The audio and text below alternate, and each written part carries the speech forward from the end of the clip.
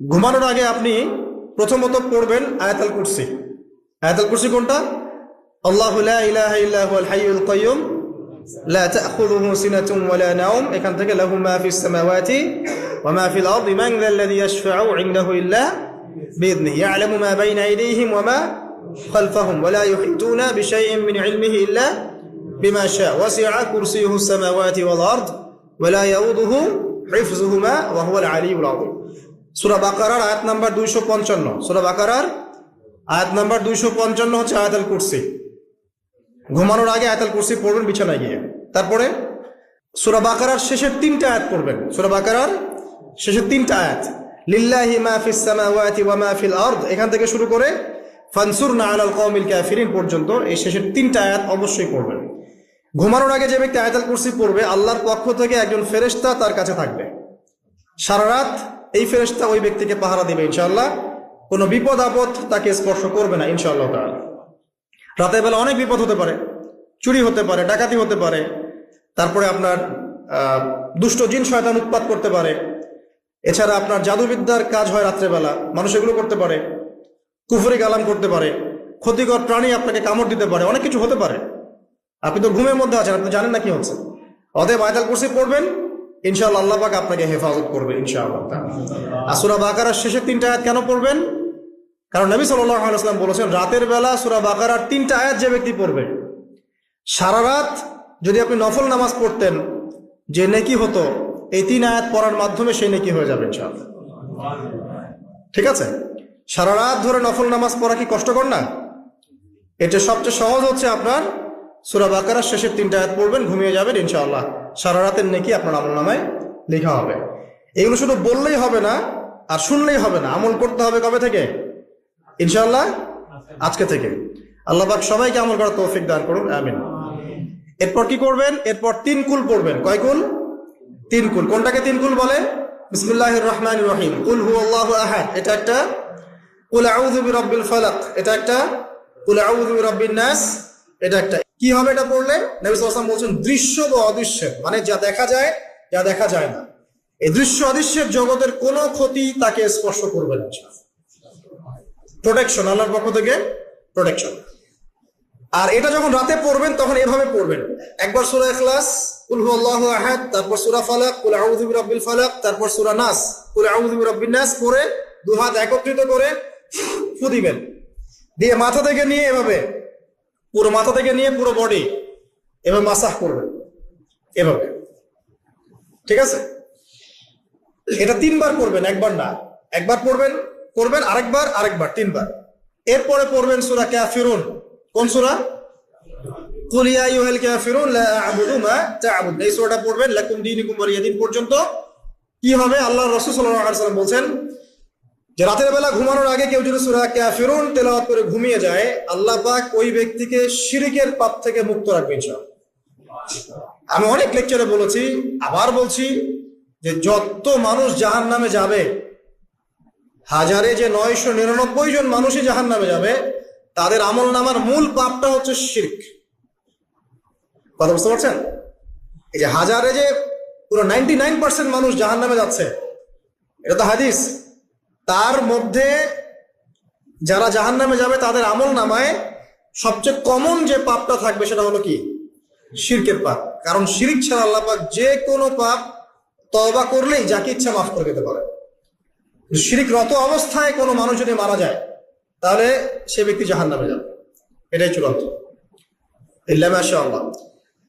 তো সূরা কাফিরুন যদি আপনি তেলাওয়াত করেন, আল্লাহ পাক আপনাকে শিরক থেকে বাঁচাবেন। শিরক সম্পর্কে বিস্তারিত জানার জন্য আপনি পড়েন কিতাবুত তাওহীদ। কোন বই? কিতাবুত তাওহীদ। এই বইটাকে পড়েন, দেখবেন এখানে শিরকের সমস্ত বিষয়গুলো লেখা আছে।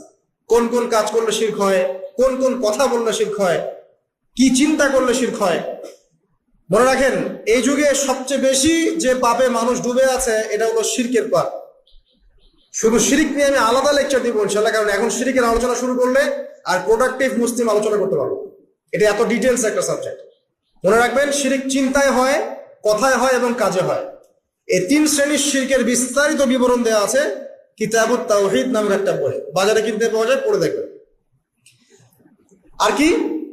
রাতের বেলা শোয়ার আগে পড়বেন 33 বার সুবহানাল্লাহ, 33 বার আলহামদুলিল্লাহ এবং 34 বার আল্লাহু আকবার। আল্লাহর পক্ষ থেকে আপনার শরীরে শক্তি আসবে। এটা যারা নিয়মিত আমল করে আল্লাহর পক্ষ থেকে তাদের শরীরে শক্তি আসে। হ্যাঁ, কারণ এইটা রাসূল সাল্লাল্লাহু আলাইহি ওয়াসাল্লাম কাকে শিখিয়ে দিয়েছেন? তার মেয়ে ফাতিমা রাদিয়াল্লাহু আনহাকে। ফাতিমা রাদিয়াল্লাহু আনহা এবং আলী রাদিয়াল্লাহু আনহু তারা দুজন গিয়েছেন আল্লাহ রাসূলের দরবারে, গিয়ে বলেছেন আমাদেরকে একজন দাসী বা দাস দিন, বাসার অনেক কাজ আমরা করতে পারি না, লাগে না কাজের মানুষ।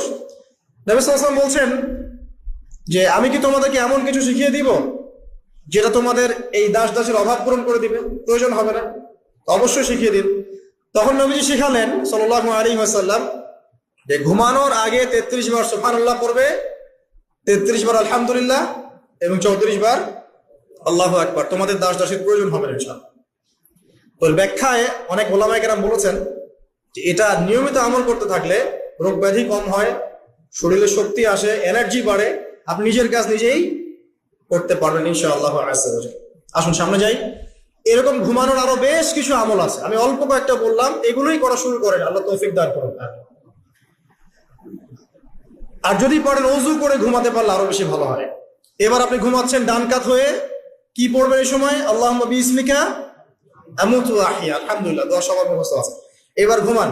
এই যে ঘুমাচ্ছেন আপনি 3 ঘন্টা বা 4.5 ঘন্টা বা 6 ঘন্টা, আপনার এই পুরো ঘুমটা হবে ইবাদত ইনশাআল্লাহ তাআলা। এবং পবিত্র অবস্থায় ঘুমানোর অভ্যাস করতে থাকলে আল্লাহর পক্ষ থেকে আপনি সত্য স্বপ্ন দেখতে পারেন। এখনকার সায়েন্স এগুলা বিশ্বাস করে না, আর এই সায়েন্স কিনে আমার কোনো মাথা ব্যথাও নাই। কারণ আজকে একটা কথা বলে কালকে একটা কথা বলে, ঠিক আছে?